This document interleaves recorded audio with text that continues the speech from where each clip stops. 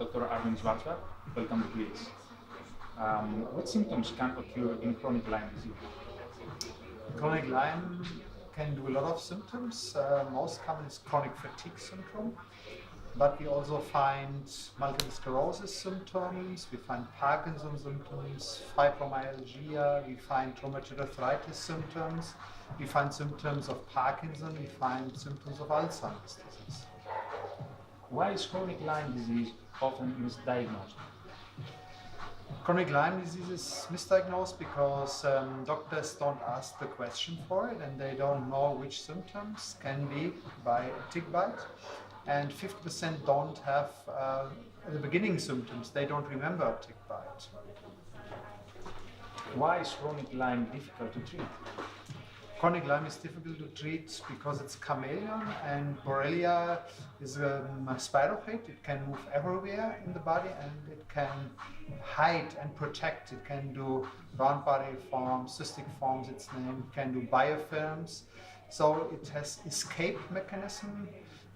It escapes the immune system, so it's really difficult to destroy or kill by antibiotics. How can we improve diagnosis and therapies? We can improve if we accept the diagnosis of chronic Lyme disease. Nowadays it's not accepted. The majority of doctors, they don't believe what the patients are telling them. They say it's a post-treatment Lyme disease syndrome, but this is no diagnosis for me. This is a description of the symptoms, and then the patients, they were sent off to psychiatric hospitals. Thank you very much. Thank you so much. Paul de Sadillet, welcome to Greece. It's my pleasure. Thank you. What is Lyme? What is Lyme? Well, I will try to keep it very simple in my answer, but basically it's a very complicated disease affecting different systems. It's what we call a multi-systemic and multi-symptomatic disease.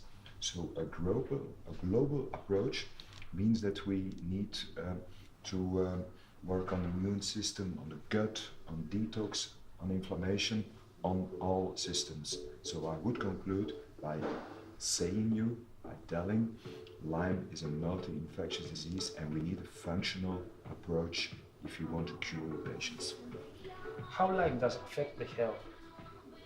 Well, basically, if we see the symptoms in Lyme patients, most common symptoms are extreme fatigue, poor cognition, and a lot of joint muscle aches. And you can imagine, only by naming these three most common symptoms, the quality of life is automatically affected in many Lyme patients. Which are the first symptoms? Well, the first symptoms, depending on the kind of infection, because Lyme is not always the same infection. Usually the first symptoms are fatigue, might be local irritation, what we call erythema migrans, headache. These are usually the first symptoms. If more complicated symptoms show up, like neurologic, neuropsychiatric symptoms, this is usually only in the second stage of illness. Is it difficult to treat? Well, it's sometimes it's very hard to treat, yeah. But every patient is different, and that's why doctors need a good education. They need a lot of knowledge, and so we are, let's say, investigators, medical inspectors in every in every individual case. Yes, it's difficult, but if we consider a good approach, functional approach, we see very good results. Are there treatment options? Are there treatment options? Well, we have multiple treatment options, but basically it's not only elimination of the pathogen, it's also repairing the system. Mainly repairing the immune system is a very important part of our treatment. If patients develop chronic Lyme, it's basically because their immune system was not able to eliminate the pathogen. So next to the anti-infectious treatments, we need repairing, restoring additional treatments. How functional medicine can help or treat? I think that functional medicine or a functional approach is the only successful approach.